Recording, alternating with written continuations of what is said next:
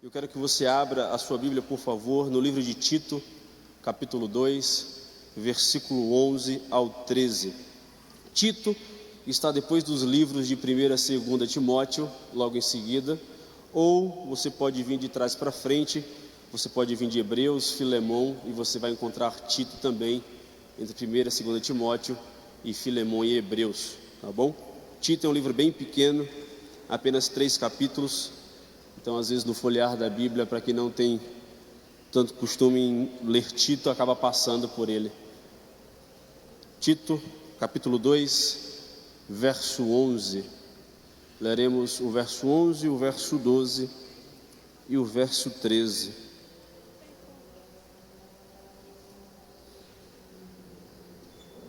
Tito, capítulo 2, versículo 11, todos acharam? Digam amém. Quem não achou, misericórdia. Graças a Deus, todos acharam. Tito capítulo 2, verso 11 diz assim: Pois a graça de Deus se manifestou, trazendo salvação a todos os homens. Ela nos ensina a abandonar a impiedade e as paixões mundanas, para que vivamos neste presente século sóbria, justa e piedosamente, aguardando a bendita esperança e o aparecimento da glória do nosso grande Deus e Salvador, Cristo Jesus. Amém? Podem tomar seu assento para aqueles que levantaram.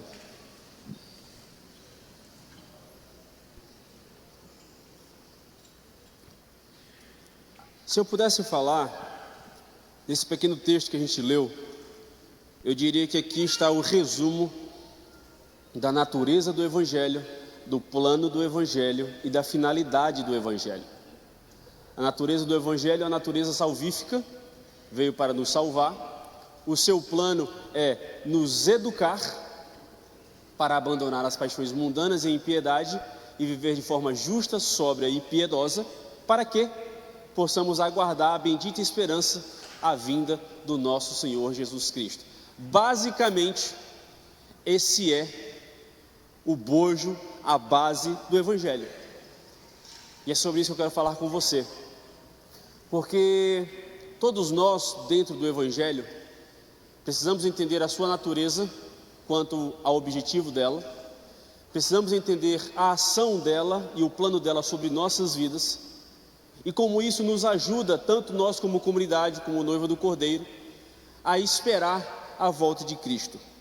Vemos que acerca do Evangelho e a ação do seu plano, é necessário entender que todos, em sua completude, foram alcançados, né? A graça foi pregada e foi dada a todos. E cabe a nós entender e levar essa mensagem, essas boas novas a outras pessoas. Isso indica, então, que homens e mulheres, velhos e novos, crianças ou adultos, jovens, adolescentes, idosos, todos dentro dessa comunidade e dentro dessa ação do Evangelho, todos nós temos uma missão conjunta. Todos nós devemos prezar pelo Evangelho e levar e apresentar esse Evangelho a outras pessoas. Assim, a tarefa do Evangelho é pregar, instruir, ajudar e formar pessoas a se tornarem pequenos cristos, ou em outras palavras, discípulos de Jesus. Se nós não compreendemos ou se nós não praticamos o Evangelho dessa maneira, de duas uma: ou o Evangelho não nos alcançou de fato, estamos apenas vivendo de forma aleatória o que chamamos hoje de mundo gospel, ou estamos praticando pela metade, por conveniência ou por vontade. Então, o meu propósito aqui essa noite é buscar entender, junto com vocês, a ação do Evangelho sobre nossas vidas, continuamente e ininterruptamente. Veja, a graça, ela foi feita e dada a todos nós, né? Todos estão debaixo da dispensação da graça. Nós aqui nas últimas terças-feiras, o nosso pastor falou sobre as 7 dispensações. Não vou falar sobre elas aqui, mas entendemos que estamos na dispensação da graça. Já passamos a dispensação da lei e estamos aguardando a dispensação milenial. Portanto, essa ação da graça é um livre favor, boa vontade de Deus a nós. Em nenhum momento, essa graça dada a nós em seu livre favor por Deus, cabe o nosso envolvimento no sentido de, pela nossa força, pelo nosso esforço, pela nossa vontade, pelo nosso suor, Deus nos deu da sua graça. Pelo contrário, nós temos a graça simplesmente pela graça de Deus sobre nossas vidas. Tudo que há, tudo que existe, tudo que deixou de existir, tudo que se foi, tudo que virá, tudo é pela graça. A graça, ela está aí desde o início de tudo, desde a criação das coisas, desde a fundação do mundo, a graça está atuando de forma contínua. Portanto, a graça também se trata ou vai além, trazendo a nós a liberdade em Cristo. Paulo aos Romanos, no capítulo 6, versículo 12 a 14, diz assim: portanto, não permitam que o pecado reine em seu corpo mortal, fazendo com que vocês obedeçam às suas paixões. Também não ofereçam os membros do corpo ao pecado como instrumento de injustiça, mas, como pessoas que passaram da morte para a vida, ofereçam a si mesmos a Deus e ofereçam os seus membros a Deus como instrumentos de justiça, porque o pecado não terá domínio sobre vocês, pois vocês não estão debaixo da lei, e sim da graça. Portanto, entendemos ou devemos entender que a graça, quando manifestada em nós e aceita pelo cristão em atuação na sua vida, gera em nós capacidade, autoridade e uma maneira de lidar com o pecado e não aceitar a vida pecaminosa, pois não vivemos mais para o pecado, mas vivemos em si agora debaixo da graça. Isso indica, e é uma boa razão para todos nós acreditarmos, que aquele pecado que nós pedimos perdão todas as vezes e cometemos novamente, provavelmente você comete por duas razões: ou porque você não crê na força da graça em sua vida, ou porque você não entendeu a autoridade que ela te dá sobre o pecado. Porque a graça nos dá autoridade, nos imputa autoridade sobre negarmos o pecado. Portanto, o pecado é muito forte, o pecado vai muito além das minhas forças, a carne é fraca, apela para a graça. Porque a graça nos fortalece a vencer as tentações, as paixões da carne, a impiedade, as paixões mundanas. Mas não ficando nisso, a graça, ela é gerada continuamente. A graça está desde a fundação do mundo. Desde quando o Cordeiro foi morto, antes da fundação do mundo, a graça já estava atuando para que o Cordeiro fosse morto. Desde que os céus foram criados, os animais, o homem, a criação, desde que o tempo foi gerado, tudo foi gerado pela graça. Essa mesma graça está atuando agora em nós, trazendo a nós a oportunidade da salvação. A graça traz a nós a oportunidade de ouvirmos, aprendermos e vivermos o Evangelho de Jesus Cristo. Então, entendendo como nós lemos, a graça de Deus foi manifestada sobre todos nós. A graça de Deus foi manifestada, ou melhor, como o verso 11 diz, se manifestou, trazendo salvação a todos.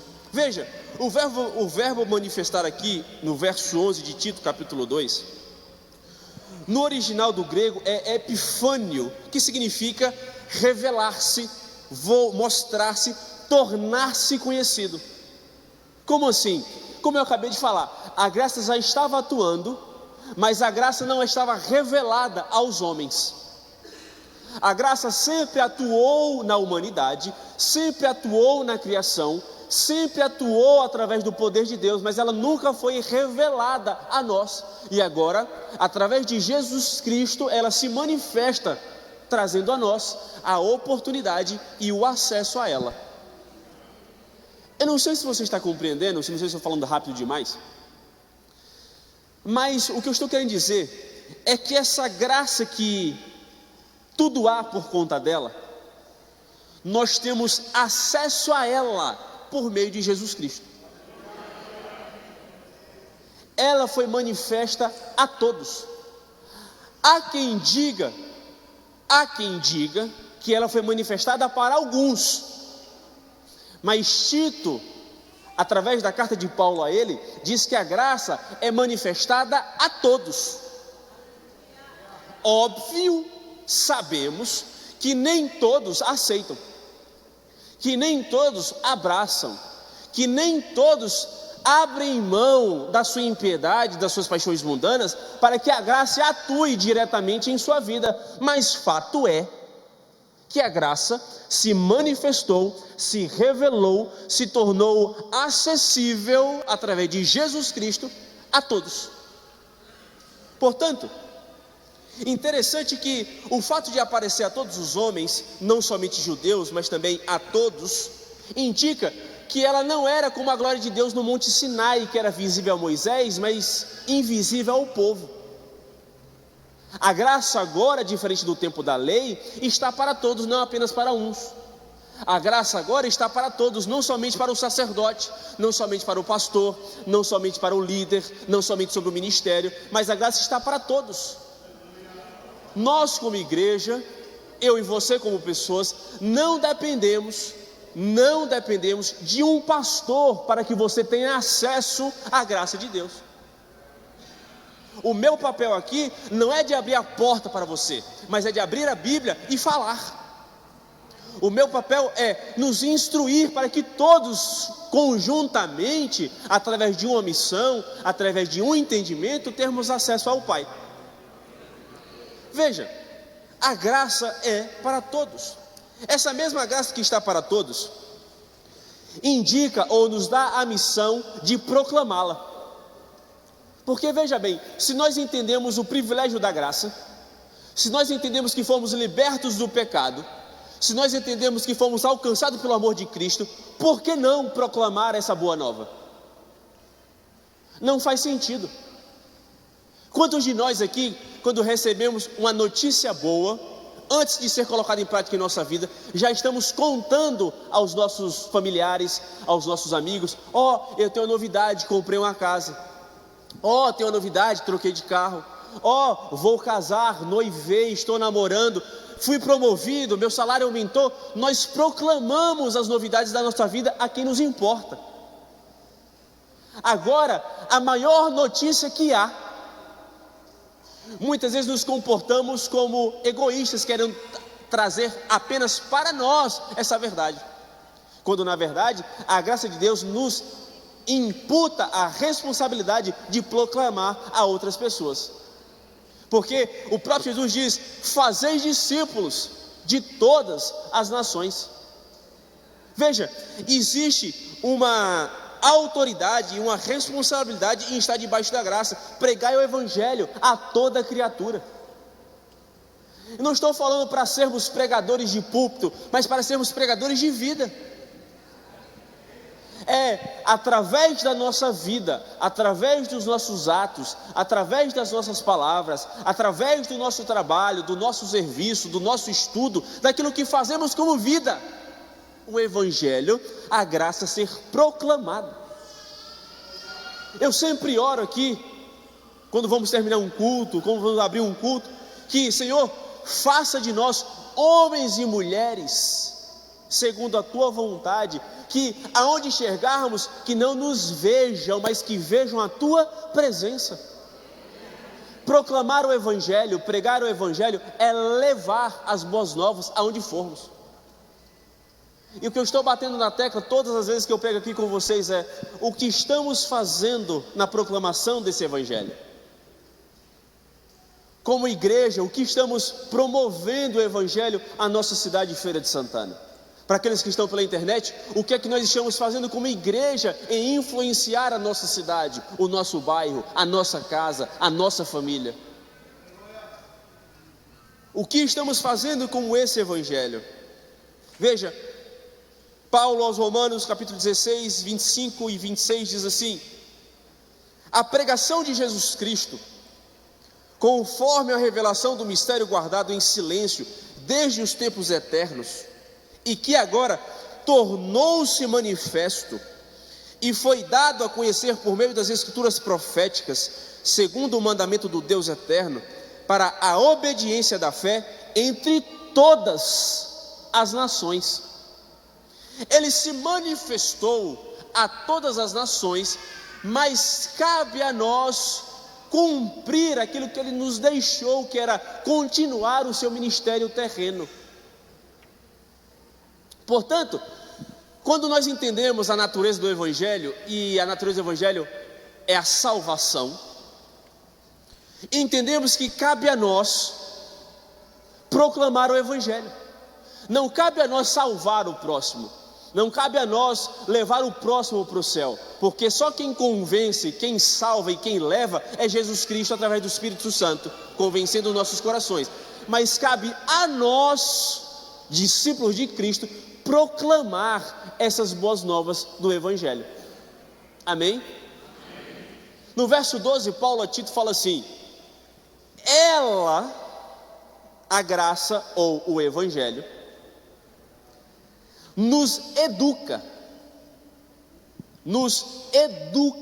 para que, renegadas a impiedade e as paixões humanas, vivamos neste mundo de forma sensata, justa e piedosa. Veja, a revelação do Evangelho é para ensinar, é para nos educar. Isso é interessante, porque o Evangelho não termina quando levantamos a mão e dizemos: Jesus Cristo é meu Senhor e Salvador. O Evangelho não termina quando declaramos publicamente no nosso batismo nas águas, mas ela continua nos educando continuamente. Eu já falei algumas vezes internamente aqui, a gente sempre fala que o curso de discipulado pré-batismo, o discipulado não acaba quando você batiza. Devemos ser discipulados e educados continuamente ao longo da nossa vida cristã. O que é que acontece entre nós?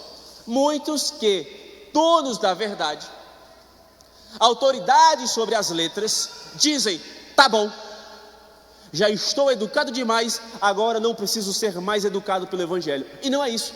O Evangelho vem para nos educar. De que maneira? Se dividindo em duas realidades. Primeira realidade, negando, abrindo mão das impiedades e das paixões mundanas. Veja, antes de vivermos de forma justa, sóbria e piedosa, temos que negar as paixões mundanas. É como uma tesoura, precisa de dois lados para cumprir o mesmo propósito. Para eu ser justo, sóbrio e piedoso, é necessário que eu abra mão da minha impiedade e das minhas paixões mundanas. Eu não consigo ser justo e exercer as minhas paixões mundanas. Eu não consigo ser sóbrio se eu exerço de maneira leviana a minha impiedade. Eu não consigo ser piedoso com o Evangelho se eu sou impiedoso como homem.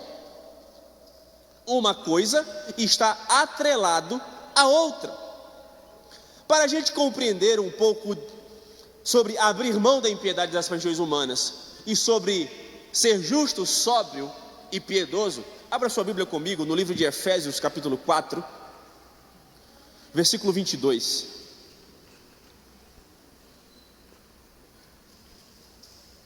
Efésios capítulo 4, versículo 22. Leremos o 22, 23 e 24. Diz assim: no sentido de que, olha só, quanto ao trato passado, quanto à vida passada, vos despojeis do velho homem, abram mão do velho homem, que se corrompe segundo as concupiscências do engano, e vos renoveis no espírito do vosso entendimento, e vos revistais do novo homem, criado segundo Deus, em justiça e retidão, procedentes da verdade. Veja, abrir mão do velho homem. Abrir mão do velho homem indica uma mudança radical do comportamento. e indica uma mudança completa daquilo que fomos para aquilo que vamos ser. Eu não posso trazer na bagagem para o novo homem aquilo que eu tinha quando eu era velho.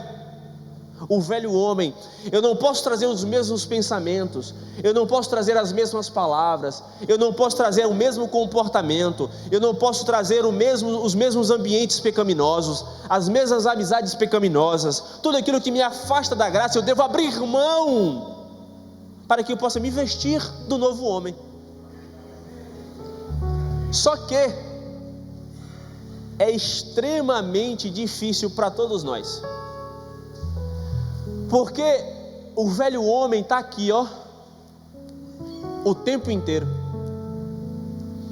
Às vezes somos o novo homem quando é conveniente, ou quando estamos muito bem, nossa mente está boa, nosso coração está firme, nosso espírito está forte.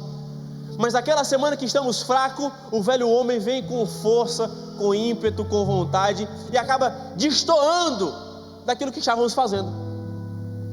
Só que o que Paulo está falando aqui é literalmente, quando as diretrizes do Evangelho são aplicadas em nossa vida, quando nós temos um contato vital com Cristo, intrínseco com Cristo, não pode haver controle do pecado sobre nós, não pode haver controle do velho homem sobre nós.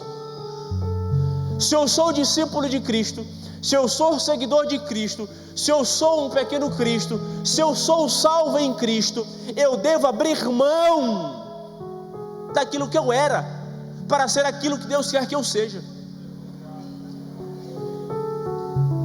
É necessário abrir mão das vontades carnais, é necessário abrir mão dos pensamentos que me afastam, é necessário tudo aquilo que me atrapalha em minha relação com Cristo, eu devo me separar. É o que Paulo está dizendo literalmente. Abra mão de tudo aquilo que você era para ser o que Deus quer que você seja, porque os dois não podem coabitar na mesma pessoa. O seu velho homem e o seu novo homem não podem coabitar entre si. Não existe diálogo fluente, fluido, amizade entre aquilo que você era e aquilo que você é depois que salvou. Só que o que é que acontece entre nós e na nossa vida? Não fazemos isso. Obviamente somos imperfeitos, somos limitados, mas o que a palavra de Deus nos indica é que é necessário abrir mão daquilo que fomos. Eu conheço pessoas que tinham práticas e atitudes antes de se converter, que depois que se converteu, continuou. E isso não funciona. Não estou falando para vivermos debaixo do que os outros falam que devemos fazer, porque a imagem do cristão é. Porque tem um monte de gente que não é cristã dizendo como o cristão deve se comportar. E para mim, para esses falarem, tem que ser. Quando eu digo assim, crente faz isso, meu irmão, você é crente? Não, então não vem me cobrar nada do que você não faz. É entre nós aqui que a gente pode dizer, meu irmão, vamos lá, não faz isso não. Meu irmão, não é desse jeito. Meu irmão, a palavra diz que. Meu irmão, não é a minha opinião, é o que Jesus está dizendo em sua palavra. Pronto, os irmãos em união se amolam. Os irmãos em união se melhoram.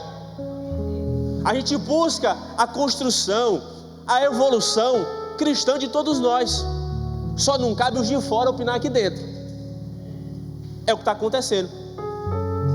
Tem muita igreja fisicamente, tem muita igreja se comportando, abrindo mão dos seus princípios para que os de fora se sintam, qual é a palavra que eu posso usar? Confortáveis em vir. Então a gente falar, abrir mão de si mesmo para que sejamos quem Deus quer que sejamos, isso não é nada confortável. O Evangelho é confortável para aqueles que creem em Cristo, mas para aqueles que não creem, não deve ser confortável, mas confrontador. Por quê? Porque é abrir mão de si mesmo para Cristo. Não vivo eu, mas Cristo vive em mim. Isso não é confortável. Estou crucificado com Cristo, isso não é confortável.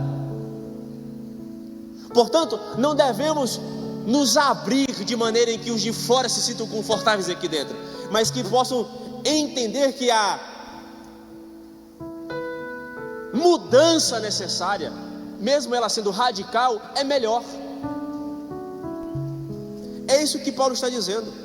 Veja, aqui a palavra renegada, quando lemos em Efésios capítulo 4, versículo 22, quer dizer negar a si mesmo e desconsiderar os seus próprios interesses, ou agir de modo inteiramente diferente em relação a si mesmo. É o que Paulo está dizendo: ser indiferente em relação a si mesmo. Você já foi indiferente a alguém próximo de você? Você, em sua discussão com seu marido, com sua esposa, enfim, numa discussão do trabalho, você já se tornou indiferente àquela pessoa? É ruim ou não é? Alguém já foi indiferente com você, de passar e tratar você como se não fosse nem fede nem cheira? Isso é ser indiferente. Não faz diferença se está vivo ou se está morto. Indiferente é isso. O que Paulo está dizendo é que devemos ser indiferentes com nós mesmos. Só que o velho homem nos apresenta coisas muito boas, aparências muito boas. O velho homem não brinca em serviço. Quer ver?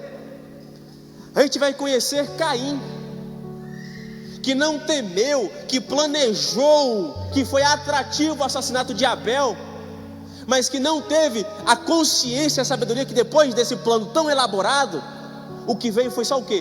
Maldição. O velho homem traz um plano arquitetado. O velho homem traz uma aparência e um objetivo extremamente complexo, mas firme, mas não vê que a consequência é maldição. Quer ver? Absalão, ele queria a tão sonhada coroa do reino, mas terminou em sua miserável morte. O velho homem vislumbrou a coroa em sua própria cabeça, mas não viu a consequência, que era a sua própria morte. O velho homem fez com que Acabe olhasse e visse a linda vinha, tão bem localizada, com bons frutos, que não ficou ou se permitiu assassinar Nabote. O velho homem vislumbrou a vinha. O velho homem viu tudo aquilo que a vinha seria gerado em sua vida, e não me importa a consequência, eu preciso matar Nabote. O velho homem, tá bom, mata. Mas o que é que aconteceu? Maldição em sua casa, maldição na sua posteridade toda.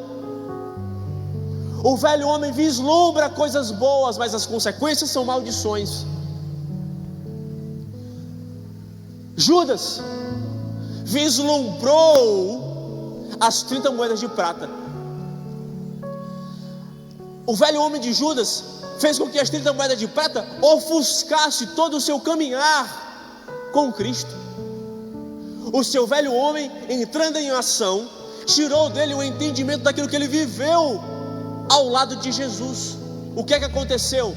As 30 moedas de prata queimou a sua mão, queimou a sua alma, e o levou aonde? À forca e ao inferno, se tornando o traidor de Cristo. O velho homem apresenta coisas boas, apresenta moedas, apresenta oportunidades, mas não vislumbra as maldições que são consequência desses atos. O velho homem pode até ser bom momentaneamente. O velho homem satisfaz momentaneamente. O velho homem agrada os nossos desejos carnais. Ei, é bom, e ninguém aqui nega que não é bom não. Porque se fosse ruim a gente não queria. O que é ruim a gente não quer. Ei, é bom satisfazer a si mesmo.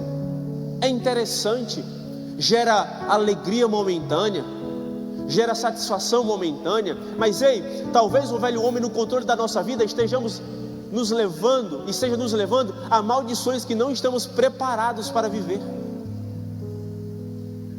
Ah, pastor, eu não sei porque eu estou vivendo consequências agora. Talvez, por acaso, seja consequência do velho homem no controle da sua vida.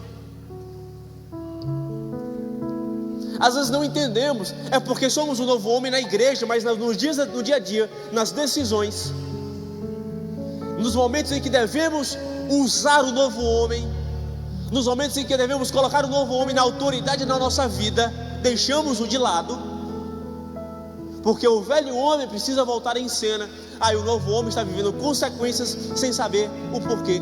O porquê? Porque o velho homem entra em cena quando é necessário, quando é conveniente. Davi, um eleito de Deus, né? Porque eu falei aqui só de pessoas que erraram e caíram. Não, Davi, eleito de Deus, homem segundo o coração de Deus, também teve o velho homem vindo à tona em sua vida. Ele se preocupou com as suas paixões, com a sua carnalidade, com a sua vontade, em um momento da sua vida. O que é que aconteceu? O profeta chegou, a espada há em sua vida, porque você é o homem. Davi não se importou quando cometeu o pecado como o velho homem. Tanto não se importou no momento que ele passou os próximos dias arquitetando para que o seu pecado não fosse revelado. O velho homem estava no controle desses dias na vida de Davi. Só veio à tona o novo homem novamente quando o profeta do Senhor veio e apontou: você é o homem, Davi. Você é o errado na história, Davi. Você é aquele que tomou daquele que só tinha uma. Portanto, isso é interessante trazer a nós o entendimento que o velho homem está em todos nós. Ei, cuide-se para que não caia. O que é que está acontecendo? Eu vejo um bocado. Eu sou santo, eu não erro, eu sou magnífico em minha santidade e vislumbro a presença de Deus continuamente. Esse também, cuide-se para que não caia. Eu estou vendo pastores muito extremistas hoje em dia. Ou é tudo, é liberal de tudo, tudo pode. Ou vejo outro extremo: não pode nada, eu sou o santo e aponto para todo mundo que erra. Ei, eu vou dar um conselho agora, Jones dando um conselho à igreja: tomemos cuidado com as extremidades. Tomemos cuidado. Por quê? Porque quando a pessoa se comporta de forma extrema demais, cuide-se para que não caia. Não cabe a nós apontar para ninguém. Não cabe a nós dizer que você não vai levantar porque seu pecado foi esse. Não cabe a nós a gente colocar e jogar areia no caixão e bater a pá. Não cabe a nós. Chegará o dia que Deus, o nosso juiz, julgará a todos. Ponto. Portanto, cuidemos para que não caiamos, porque o velho homem está o tempo inteiro querendo vir à tona. Vamos seguir? Veja, na verdade, a velha natureza, ela ostenta, Apocalipse 17:4, ela ostenta uma taça de ouro límpida, reluzente e brilhante. A velha natureza é exatamente uma taça de ouro reluzente e brilhante, mas que quando você a examina e olha de perto, não se passa de imundícia e abominação. Pode parecer bonito, pode parecer belo, pode parecer brilhante, pode parecer ouro, mas examine de perto, para que você veja que não passa de imundícia e abominação tudo aquilo que a velha natureza oferece a nós. Qualquer jeitinho que a velha natureza traga à tona é imundícia e abominação. Mas a realidade das duas vidas de um cristão não é somente ruim, não é somente abrir mão, não é somente não fazer, mas também existe a parte boa, que é viver de forma sensata, de forma sóbria, justa e piedosa. O que é viver de maneira sóbria? É não viver além dos limites, é ter noção em relação a nós mesmos, é ter consciência sobre nós mesmos, é ter domínio sobre nossos apetites, sobre nossas paixões, sobre nossas vontades, é viver sobriamente. Não é ser afoito, não é comer demais, é entender aquilo que satisfaz, não é fazer além do necessário, é entender os limites. Eu vou viver sóbrio. O que é sóbrio? Viver de forma equilibrada, é viver sem cair para um lado ou sem cair para o outro. Viver sóbrio é viver de maneira lúcida em tudo o que faz, é viver de forma consciente sobre cada ato, sobre cada palavra, sobre cada pensamento. Isso é viver de forma equilibrada e sóbria, é ter controle sobre aquilo que faz. Quer ver? Pessoas de pavio curto, algumas parecidas com algum que eu conheço, vulgo eu mesmo, às vezes sem pavio, não tem nenhum pavio curto, estoura com qualquer coisa, explode com qualquer coisa, é grosso. Isso não é viver de maneira sóbria. Viver de maneira sóbria é entender as suas limitações de sentimentos e emoções e controlar-se quando devido e da maneira devida. Amo demais a todos, mesmo que ninguém me ame. Eu preciso dar o meu amor. Eu sou fraco a ponto de eu preciso, carente demais. Seja sóbrio em seu amor, seja sóbrio em suas relações, seja sóbrio nos seus atos, seja sóbrio no seu agir, seja sóbrio na maneira de andar, seja sóbrio na maneira de vestir, seja sóbrio naquilo que você come e bebe, seja sóbrio em tudo o que permeia a sua vida. Isso é viver de maneira sóbria.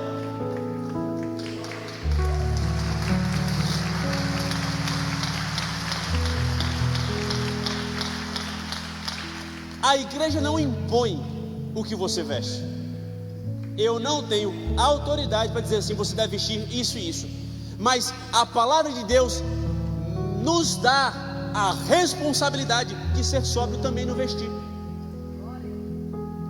no que comer, no que beber, onde andar, com quem andar, o que assistir, o que ouvir, o que ler. Tudo aquilo que permeia a nossa vida deve ser feito de maneira sóbria. Amém? Eu falei domingo aqui, após a pregação do pastor Manassés, a minha oração continuamente é que coloquemos em prática a palavra de Deus. Parece difícil, às vezes mas vale a pena. Viver de maneira justa, viver de maneira piedosa. Veja, Paulo aos Colossenses capítulo 3 nos diz, versículo 8 a 11 assim: agora porém, despojai-vos igualmente de tudo isto: ira, indignação, maldade, maledicência, linguagem obscena do vosso falar. Não mintais uns aos outros, uma vez que vos despistes do velho homem com os seus feitos, e vos revestistes do novo homem, que se refaz para o pleno conhecimento, segundo a imagem daquele que o criou, no qual não pode haver grego nem judeu, circuncisão nem incircuncisão, bárbaro, cita escravo, livre, porém Cristo é tudo em todos. Não deve haver concorrência entre nós. Não é porque eu sou de tal lugar, você de outro. Não é porque eu sou filho de, você de outro. Não é porque somos altos e outro é baixo. Não é porque somos de uma igreja e outra igreja é outra placa. Somos debaixo do mesmo Cristo, porque somos a sua imagem e semelhança. Portanto, eu preciso revelar em minha vida, como novo homem, a imagem de Cristo. Eu devo abrir mão do velho homem, da ira, da maledicência, da linguagem torpe. Tudo isso me dá características de velho homem. E o que é que me dá características de novo homem? Abro mão de tudo isso. Por quê? Porque eu pareço com Cristo e não há concorrência entre nós. Não deve haver concorrência entre nós. É o mesmo céu, é o mesmo Deus, é a mesma salvação, é o mesmo evangelho, com o mesmo plano, com a mesma finalidade a todos nós. Ah, pastor, você viu que tal pessoa falou de você, tal pessoa foi para outra igreja? Irmão, está indo para o céu? Amém. Amém. O pasto é só de um pastor. No pasto só tem um pastor, Jesus Cristo. Todos nós somos ovelhas do mesmo pastor. Ovelha não cuida da vida da outra, a ovelha cuida da própria vida, e o pastor cuida de todas elas. Amém? Glória a Deus. Veja, o dia a dia dessa nova figura, desse novo homem estabelecido em nós, deve exalar de nós uma vida piedosa, uma vida de santidade. Se aquilo que eu faço não é com santidade, não é com piedade, não tem sentido. Ser piedoso é continuamente eu orar, louvar, adorar, jejuar, em tudo aquilo que eu fizer, eu honrar, glorificar ao meu Deus. Ser piedoso e viver uma vida piedosa é viver uma vida de santidade e santificação diária. Porque a salvação básica, o que é a salvação básica? É aquela que nós aceitamos ao Senhor Jesus como Salvador. Mas deve haver em nós a salvação ou uma santificação diária, a mortificação da nossa carne, a mortificação das nossas vontades, a mortificação dos nossos anseios, a mortificação das nossas... É necessário em nós essa santificação diária. Quando Jesus foi lavar os pés dos discípulos, Pedro disse assim: não, mestre, não, pode não, o Senhor lavar nossos pés? Pedro, fica quieto, tu não sabe o que falas, deixa eu lavar. Então Jesus, já que pode lavar os pés, lava o corpo inteiro. Não, Pedro, é os pés. O que Jesus estava falando a Pedro, ou dando a entender a Pedro, é que aquilo que só eu posso fazer, eu faço, mas aquilo que cabe a você fazer, que é a limpeza e a pureza do vosso corpo, quem faz é você. Portanto, aquilo que não pudermos fazer, e que não podíamos fazer, que era o quê? Morrer na cruz do Calvário, ser levantado no madeiro, se fazer maldição por todos nós, e levar toda a circunstância, todo o pecado sobre todos nós. Aquilo que não podemos fazer, Jesus Cristo fez. Mas a santificação diária cabe a mim e cabe a você. Não espere que Jesus faça aquilo que é para você fazer. Ele já nos deu da sua graça, Ele já nos encheu do seu Espírito, já nos capacitou, e queremos que Ele faça também o nosso trabalho. Veja, Ele nos fortalece para que vivamos essa vida, E devemos entender que nessa vida é necessário uma santificação, uma vida de piedade, de honra e glorificação ao Senhor. E quase concluindo, verso 13, Paulo diz a Tito: aguardando a bendita esperança e a manifestação da glória do nosso grande Deus e Salvador Jesus Cristo.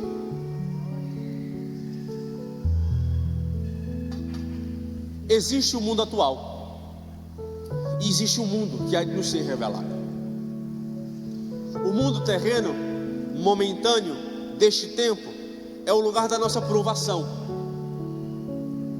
É o lugar em que padeceremos pelo Evangelho, em que o Evangelho, ou aqueles que seguem o Evangelho, serão perseguidos, serão mortos, serão caluniados.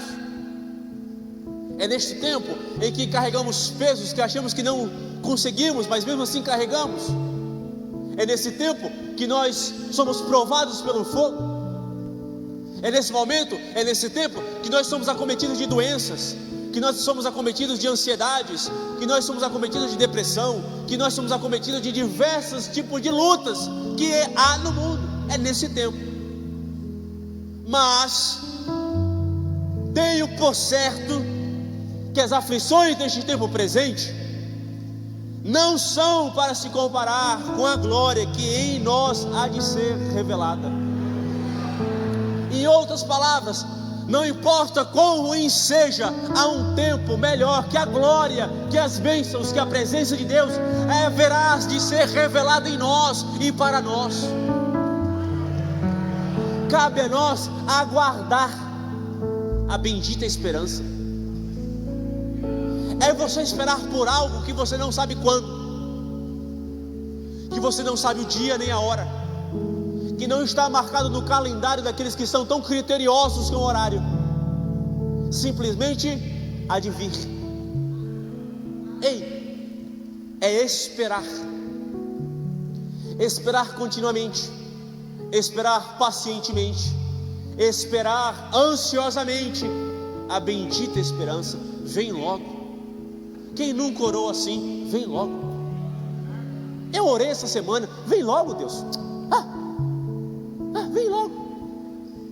Manda aí fogo para quem precisa descer. A gente vai logo, vive bem na presença do Senhor, adorando.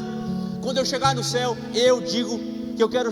Deus, vamos lá, telão, play.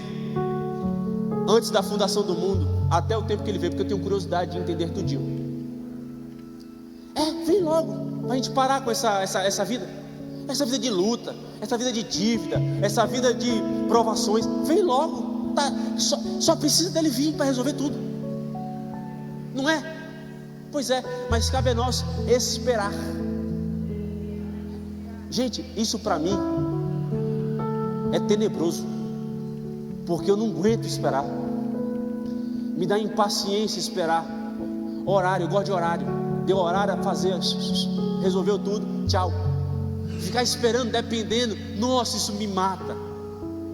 Mas aí Deus veio através do seu Filho revelado, através dos seus apóstolos, através daqueles que escreveram a sua palavra, diante da sua vontade, diz assim: esperemos a bendita esperança. Não sabe, ninguém sabe o dia nem a hora, só o meu Pai. Acabou. Nossa Deus. Mas minha esperança é o quê? A glória que há de ser revelada a todos nós. E aí continua Lucas capítulo 9, versículo 26. Ele vai vir da sua glória, e na do seu Pai, e na dos santos anjos. Ele virá resgatar em majestade, em glória o seu povo. Ele virá. Cabe a nós ter a certeza. O escritor aos Hebreus capítulo 9, versículo 28 diz: assim também Cristo, oferecendo-se uma vez para tirar os pecados de muitos, aparecerá segunda vez, sem pecado, aos que esperam para a salvação. Sinto dizer que quem não espera a salvação, vai não, viu? Mas pastor, porque tem essa conversa hoje também, né? Deus é para todos, né? Deus de fato deu o seu Filho para todo mundo. mas salvo, a Bíblia diz que nem todos serão. A salvação é para todos, mas salvo, nem todos. Então, uma chamada para nós essa noite: se não tem certeza, reafirma a aliança com Cristo. Está com dúvida? Se entrega novamente. Já me entregou uma vez, está com dúvida? Não deixa ninguém. De novo? Tchau, de novo. A vida é minha, é entre eu e Cristo. Reafirma continuamente. Reafirma a sua entrega. Reafirma o poderio de Cristo. Reafirma e busca em Cristo a certeza da salvação. Por quê? Porque no nosso dia a dia, às vezes é comum, é normal, acontece com todos, duvidarmos, termos dúvidas, falharmos, balançarmos pelos vendavais da vida. Ei, pede certeza àquele que é o único que pode dar a certeza da salvação: Jesus Cristo. Entrega a sua vida a Ele continuamente. Eu e você precisamos entregar a nossa vida a Ele continuamente. 1 Pedro capítulo 1 diz assim, versículo 13: cingindo os vossos lombos, cingindo os lombos do vosso entendimento. De novo, sede sóbrios e esperai inteiramente, de forma completa, na graça que se vos ofereceu na revelação de Jesus Cristo. De novo, esperem, mais uma observação: sóbrios e completos. Não é esperar a volta de Cristo, um pé no mundo e um pé na igreja, porque, ei, Jesus está vindo, vou correr para ser crente de novo. Não vai dar tempo não. Vou fazer tudo o que eu posso, e quando o trem chegar andando, eu vou entrar no trem. Ei, também não vai funcionar assim. Ei, não estou vivendo de maneira sóbria, equilibrada, nem completa na minha entrega. Não aguardará a volta de Cristo. Portanto, esperemos de maneira sóbria e completa, esperando a bendita esperança. O tempo inteiro precisamos ser sóbrios em nossa caminhada, em nossa vida cristã, em nossa completude. E quase concluindo, o Ministério de Louvor já pode vir. Pedro diz: somos gerados de novo para uma viva esperança. Se não entendemos que somos gerados para uma viva esperança, para uma nova esperança, para a volta de Cristo, não há sentido de sermos salvos. É em vão. Existe uma pesquisa americana que diz, que pesquisaram, que quase 50% dos americanos cristãos não creem mais na volta de Cristo. Para eles, ele já veio, isso aqui é o que há. 43% não acreditam mais na eficácia da evangelização. É o que a igreja está se tornando no mundo. Alguns que não creem na eficácia de evangelizar, de apresentar as boas novas, e alguns que não creem que Cristo voltará para buscar a sua igreja. E ei, Ele voltará para buscar a sua igreja.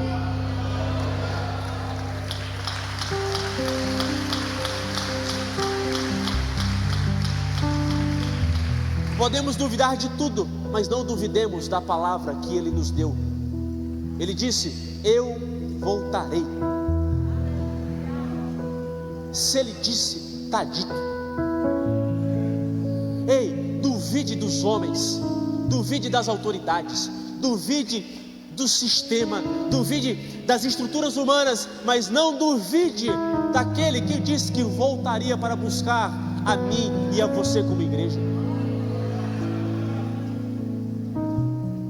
Os convertidos são convertidos para servir a Deus vivo e verdadeiro e esperar dos céus ao seu Filho. A Bíblia, em sua completude, afirma continuamente que Jesus Cristo voltará. Devemos amar a sua vinda, devemos esperar a sua vinda, devemos aguardar a sua vinda com bendita paciência, porque Ele voltará. Se coloque de pé, por favor. Marcos capítulo 13, versículo 24 e 27 diz assim: mas naqueles dias, após a referida tribulação, o sol escurecerá, a lua não dará a sua claridade, as estrelas cairão do firmamento, e os poderes do céu serão abalados. Então verão o Filho do Homem vir nas nuvens com grande poder e glória, e ele enviará os anjos e reunirá os seus escolhidos dos quatro ventos, das extremidades da terra até a extremidade do céu. Ele voltará, e essa é a bendita esperança daqueles que são convertidos na presença de Deus. Amém? Curve sua cabeça, vamos orar. Senhor Deus, Pai que estás nos céus, em tua presença, Pai, nós estamos para te louvar, te agradecer e te engrandecer, declarar que tu és o nosso Deus, declarar que tu és o nosso Senhor, declarar que, Pai, que somos teus e em tudo, Pai, te pertencemos. Que aquilo que somos e temos pertence a ti. Se temos, o Senhor nos deu. Que possamos, Pai, em nossa caminhada, entender a natureza do Evangelho, entender o plano do Evangelho, entender a finalidade do Evangelho, e a partir disso, levar, apresentar, pregar as boas novas através da nossa vida. Que possamos, Pai, nos tornar homens e mulheres segundo o teu coração e a tua vontade. Assim te louvamos e te agradecemos, em teu nome. Amém e amém.